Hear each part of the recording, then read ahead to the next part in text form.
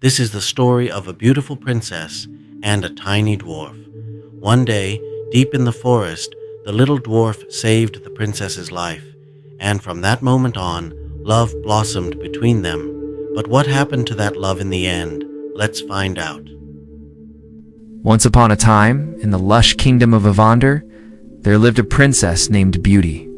She wasn't just beautiful, she was bold. Known for her sharp wit, golden hair, and eyes the color of stormy skies, Beauty stood apart.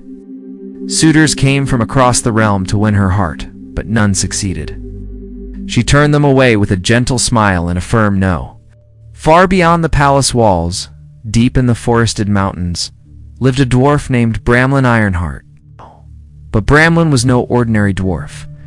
While others forged swords or mined for jewels, Bramlin was a gardener. He coaxed life from bare stone. Flowers bloomed under his caravan where sunlight never touched, until Bramlin found her while foraging for herbs.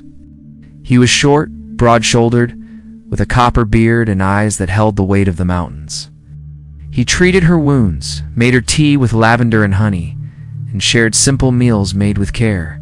Their paths might never have crossed if fate hadn't stepped in. One spring morning, desperate to escape royal life, Beauty disguised herself as a peasant and rode off alone. A sudden storm broke in the northern woods. Her horse panicked, throwing her down into a ravine. Injured and dazed, she lay there. He carried her to his home, a warm, stone-carved dwelling tucked inside a hillside. He never asked who she was. She told him her name was Ella. Days turned into weeks.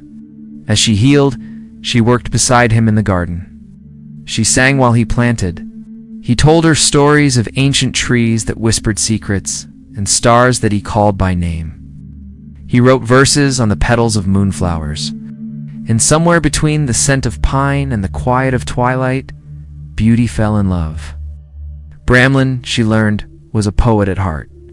Her father had searched endlessly for her and now he had found her. But she knew this life couldn't last. She was a princess. He was a dwarf of the mountains. Their worlds weren't meant to touch.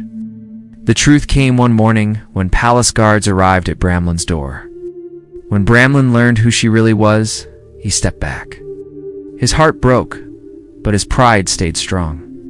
"You belong to the world above," he said softly. "Not to me." But Beauty didn't leave.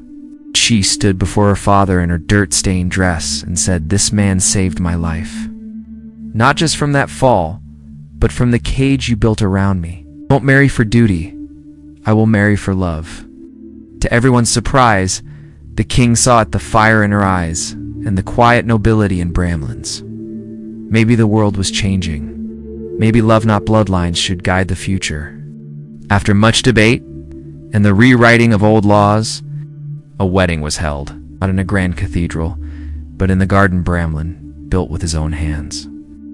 Beauty wore a gown woven with wild flowers and ivy. Bramlin stood tall in a tunic of forest green. They didn't rule from a throne of gold. They ruled from the heart of the kingdom where soil and soul were one. And they lived not just happily ever after, but honestly, fiercely, and freely ever after. So, my dear friends, how did you like today's story? Tell us in the comments. We'd love to hear from you. See you in the next video. Goodbye.